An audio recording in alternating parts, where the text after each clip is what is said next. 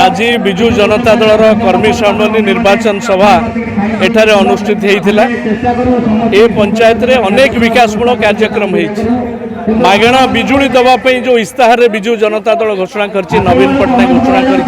जुलाई मासरू ए खबर शुणी भाई और माँ मैंने समस्ते खुशी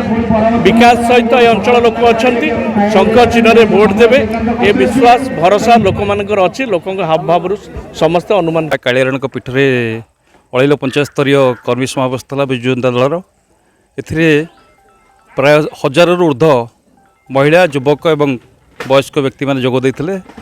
आमर जो विधायक प्रार्थी माननीय मंत्री अतुल सौज नायक